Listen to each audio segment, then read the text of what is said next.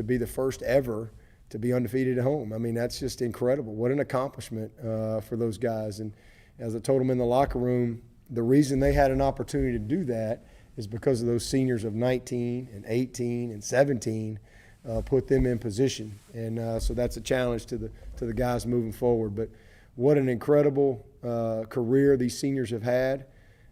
Just a great group of guys, special team that's in the midst of a historic year, a historic season, and doing some historic things along the way. So a lot of fun to coach these guys and look forward to, trying to finish strong with them. Good to be back on the win side. As we always say, the fun's in the winning. But we got to be the road warriors the rest of the way. That's for sure. So we've closed up shop here in the Valley and appreciate our fans. It was an awesome day, awesome crowd. Military appreciation was special.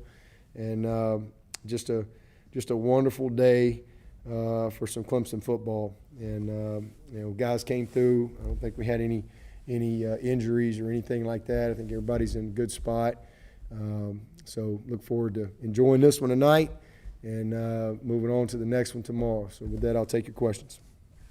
The line is open for questions. Hey, Coach, it's Trevor Gross from CUTigers.com. With DK and Landon and Jalen Phillips all out today and a quarterback like Pickett who can sling it around, had to be great to see all those young corners and safeties perform the way they did. And just if you could answer, I don't think we had DK on our unavailability list. Was he just like a late scratch? Yeah, no, he was dressed, and he was just we just didn't play him today. Sometimes people might say you're in the doghouse, and I like to say he's in the love shack. Really just a little team discipline with him. And I love DK, actually. He's one of my favorite. And I think the Bible says the greatest form of discipline is love. And so just put him in the love shack this weekend. And hopefully he'll respond the right way. I loved his attitude today. And guys stepped up. And Mario took advantage of the opportunity. Boost continuing to play well. And Lee Anthony had a big play at the end there, and Malcolm Green is a young guy that's just been kind of coming, and we actually played him. You saw him in some nickel stuff today, and he's really responding well. Almost had another interception. Probably should have had it, and doing some good things. And Fred Davis got in there, so we love our guys, man. And then those Xanders is a great player, and he's been out now and might be out here for a little while. We'll see. But Joseph Charleston's a guy we got a lot of confidence in. Ray Thornton is a young man that's getting better and better, redshirt freshman. And Tyler Venables. We've got a bunch of guys in there, and they're all playing hard and working hard to prepare. We take a few lumps here and there, but just was really proud of how they competed today. Hey, Coach, it's David Hood. I have to ask, I asked Tony Elliott about the flea flicker play just a couple of plays after Pitt's flea flicker, and he gave all the credit to you and said that was a professional courtesy. Did you make that call on the headset up to Tony to say to go for it there? Well, we had it in. Yes, I felt like it would have been a good time to call it. We just had intercepted it, and they're very aggressive. They're very, very aggressive. That's just kind of the nature of who they are. They're gonna have those safeties, downhill, 8, 9, 10 yards deep, and they're just run fitters. And a lot of times it's basically like a cover zero, and so we knew we had that in all week, knowing that they'd be aggressive when we push cracked, and it was awesome. I didn't think it'd be that open, but. Cornell did a great job of selling it. The guys did a good job of protecting, and that was a fun one. Guys enjoyed that. Hey Dabo, it's Josh from the Post and Courier. Just after everything that's gone on the past month or so with Trevor's positive test and the Notre Dame loss, and then what happened last week in Tallahassee, just how did it feel to finally get on the field and kind of dominate like you guys did? Well, it was great. Alex, it almost felt like an opener all over again. We were really eager to play, and obviously it's not an opener because we've played a bunch of games. But every week it's been like all right, who can play this week? And so it's been a good challenge. It's made us better as coaches. It's made us better as a team. As I've said the last couple of weeks, we're trending in the right direction as far as getting some guys back. I mean, you immediately saw the presence of Skowski, what he brings to the table, and Tyler Davis. I mean, he's special players. First time I think we've had Tyler and Brzee kind of available in forever. Maybe Wake Forest seems like. We're throwing the ball all over the place, and we got Justin Ross and Ngata and Latson all on the shelf. Those are three pretty good players. So I'm just proud of our guys and our coaches for finding a way. We've had to, and then guys stepping up. I mean, Amari, the year he's had, and two seniors, Amari and Cornell. I mean, wow, what a year they've had. And Trevor's just been amazing. And then DJ, when he's had his opportunities to play, I mean, you just see how special that young guy is. And it's been certainly a challenging year in a lot of ways, but a lot of fun. And again, these guys were super, super, super eager to get back out there and just get back to play. And again, these guys fought for their season. They love to play the game. They love to play. They love to compete.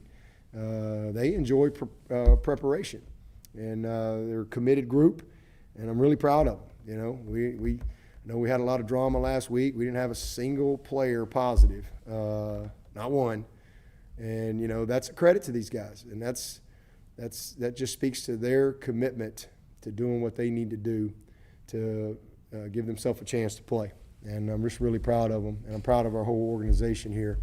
And hopefully we can continue to stay focused and see if we can sprint to the finish line. Dabo, Larry Williams here. Back when Skowski first had his surgery, did you have any expectation that he'd be back this soon? Yeah, we thought there was a good chance. That was kind of our goal. It was very important to him to try to have a chance to play on senior day. And, just the nature of who Skowski is and how committed he is and everything. If you tell him this is what you have to do, well, he's going to do above and beyond that. So I knew if anybody had a chance, he would. We thought for sure he'd be back for Virginia Tech. So this was just a credit to him, really just putting a lot of work in our medical team, and then just his body responding to the treatment and stuff. So really happy for him that he was able to have that moment. Really love that guy. Hey, Coach, it's Trevor again. Lynn J. Dixon didn't have any rushing yards the last two games. Had to be good to see him have a night like he did today, scoring amazingly his first touchdown of the season. Yeah, it was good. He did a nice job. He had one play where he kind of tried to do a little too much, and that's been kind of the thing that we've challenged him with, is just be Lynn J., and there's nothing wrong with a single. Singles, those lead to points along the way. And so very, very patient with his running, did a nice job. He's gotten healthy, hurt his knee in camp. But I thought this was, probably his most productive and consistent game to this point, and just playing within the system and doing what he's asked to do. Coach, Rob Gilchrist, WCRS, 1450 AM, 90.5 FM, Greenwood. What are your thoughts on the defense back unit? We had a couple of guys out today. Just a great performance against a very high potent offense in Pittsburgh. What are your thoughts on the secondary and having guys like Skalski and Davis, as you mentioned, back? It just seemed like day and night compared to the game against Notre Dame as compared to tonight's big win against Pitt. Yeah, we don't make any excuses. We had every opportunity to win the last game for sure.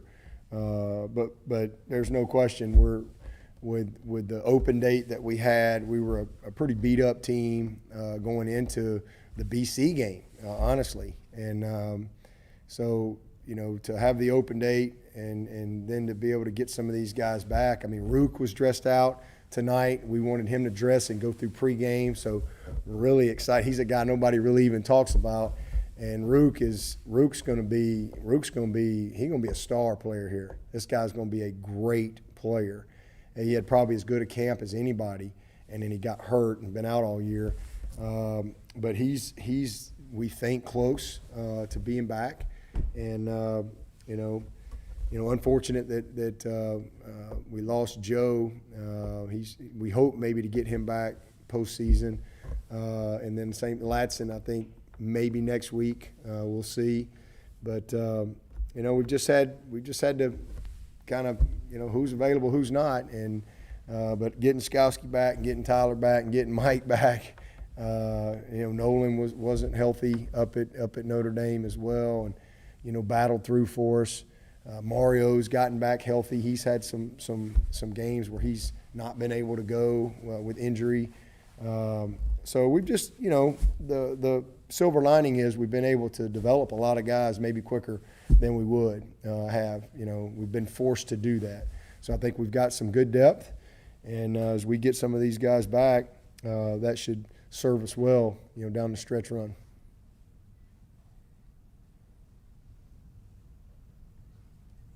Coach, it's Trevor again. It was pretty neat to see Justin Ross carry the flag down the hill, especially with his mom's background in the Navy.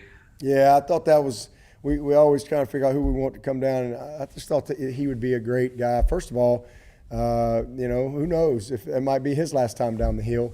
We're all praying and hoping that he'll have a chance to continue to play, but that doesn't mean he's going to come back here. I hope he does, but no guarantees for that.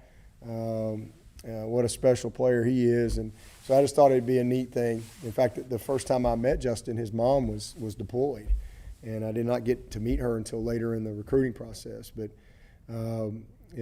just a really cool moment for him, and cool for our fans to be able to share in that moment with Justin. And we've got a ton of guys on our team who have military family. In fact, Wednesday we had all the guys come up who have military in their family, and had each one of them talk about their mom or dad or cousin or brother or grandfather, whoever it is.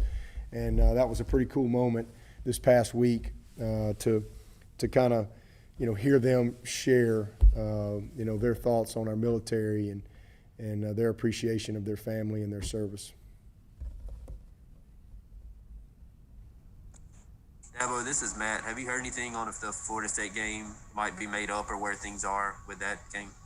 No, I hadn't heard anything.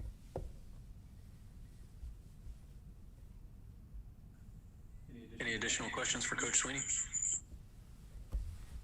Dabo, Larry again. Would Tyler Davis would he have played last week at Florida State at the game been played? Been close. It would have been close. I don't know if he would have been able to play. He was close. We were going to kind of check his oil in pregame, but most likely not. But he had a chance. But he was definitely ready to go this week. What has this ordeal been like for him? Just getting back to play in shape. Yeah, he don't say anything. He's all the time. He's just all about his business. He don't ever complain. He never pouts. He just focuses on what he's got to do. And that's one of the great qualities that he has. I mean, disappointed he hadn't been able to play, but his focus is on getting back. And it was awesome to have him back, and again to know that we got that big guy back for the stretch run here. Coach, it's Trevor again. I think it was Walker Parks got hit with the ineligible that negated the touchdown. I guess that's a good learning moment for a young player. I mean, even for experienced players, those RPOs must be really tough. Yeah, you talking about the one to Amari? Yes. Yeah, that's an RPO. That is an RPO, and it was a touchdown. And that particular RPO is a little bit. You got to hold the ball a little longer. So to be honest with you, that wasn't on the line. That's on us as coaches. I didn't do a good enough job of really making sure they understood the difference in that RPO. That was something that we put in this week, and it is an RPO, but you have to hold it a little longer. And we want to be aggressive up front because there's no guarantee. We called it earlier in the game and handed the ball off. And we called it another time and hit it. Amari made a great catch on the kind of reach back going down toward the hill, and then we hit it for a touchdown. But the other couple times, he got rid of it quicker, but Amari had to work a little bit on that. And so that's not on the line. That one's on me. I didn't do a good enough job of really, teaching them the timing of that, and probably have to ride it a little bit longer, read it a little bit longer, and kind of sit in there a little more. But that's on me. Yeah, I know these guys. Two more for Coach. This is Larry again. I know these guys are hard to run against just from a numerical perspective. But did you like the push that your line was getting, especially early on? Yeah, I did. I thought we needed to be effective. We needed to be efficient, and to be able to create the explosives that we thought would be there, and create the distortion in the defense. And we were able to do that. I thought Travis was awesome. He looked fresh. I mean, he was fresh legs and just had the eye of the tiger out there. So it was really good. And then Trevor, we did a really good job with our quarterback run game and making some good decisions. We had a couple of good runs that we had some penalties on, unfortunately, but his legs in there are definitely a factor, and just his knowledge and understanding of what he brings to the table with his legs. So, the combination of that and the passing game was really good. And like I said, very, very efficient all day. And I thought our second group got in there at the end. They had their starters in there, and I thought we got some good push with those guys. And there was a couple of kind of gritty, dirty yards where, we had a couple down on the goal line where we didn't have them all blocked, but we were able to just kind of mush it in there with a little bit of, just push. So it was good. It was good from that aspect to get some of those tough, dirty yards when we needed them. Abo, this is Matt again. I think Travis had 3 receptions today and is up to 40 on the year. Just what has he brought to you guys in the passing game, and do you feel like he's helped his draft stock coming back and showing what he can do? No question. I mean, he's a Swiss Army knife now. He's gone from a